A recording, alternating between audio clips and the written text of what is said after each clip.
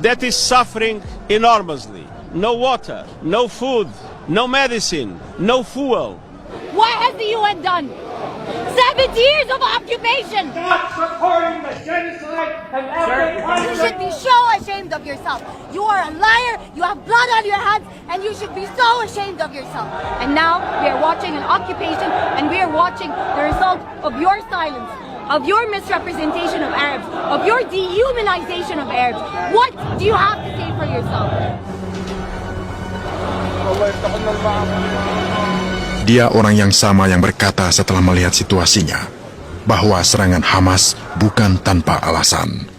Penting untuk dicermati serangan Hamas bukan tanpa sebab. Mereka menyaksikan tanah mereka terus dilahap oleh pendatang.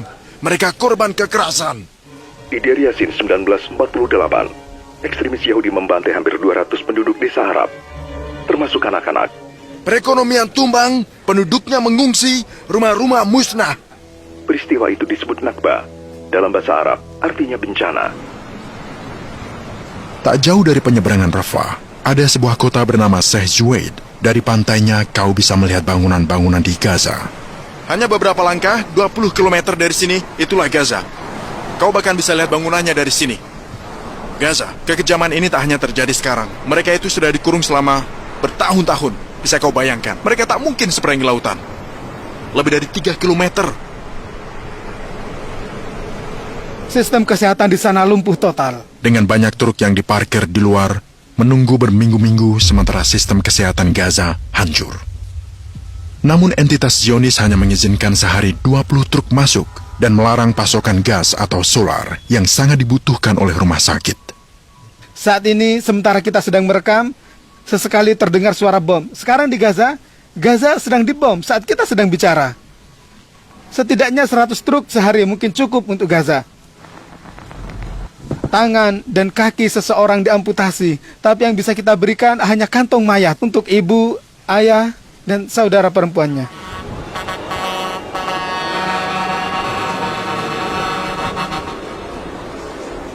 Kita memutuskan untuk menemui warga Palestina yang ada di Mesir.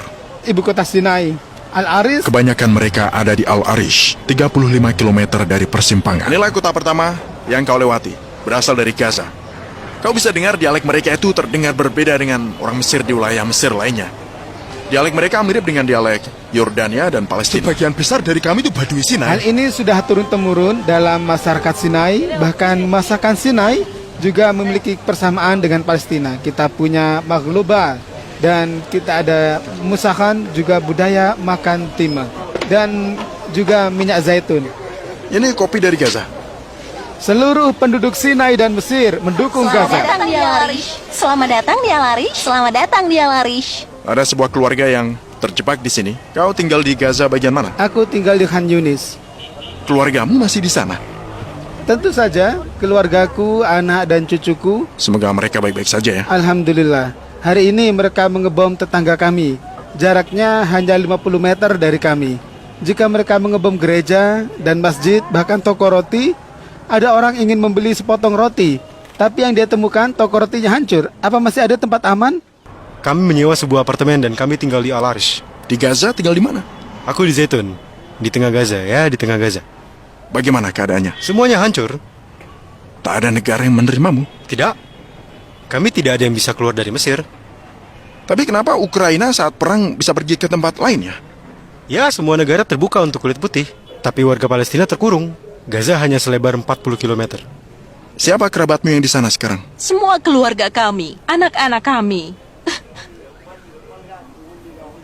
Apa sudah hubungi mereka? Ya, setiap hari. Semua anakku ada di sana.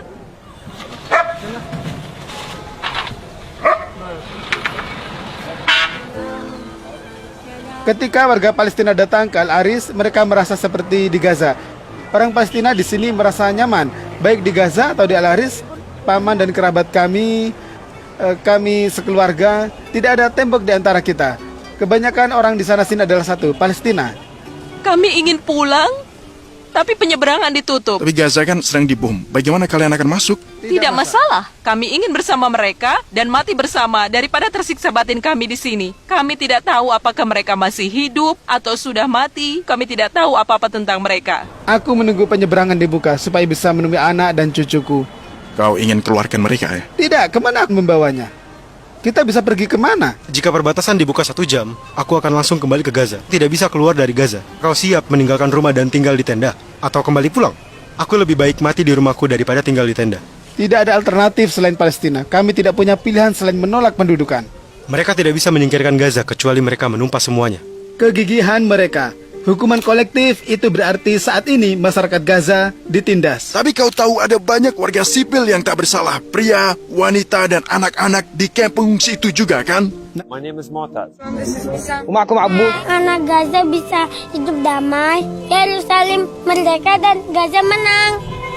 Itulah mimpiku. Insya Allah.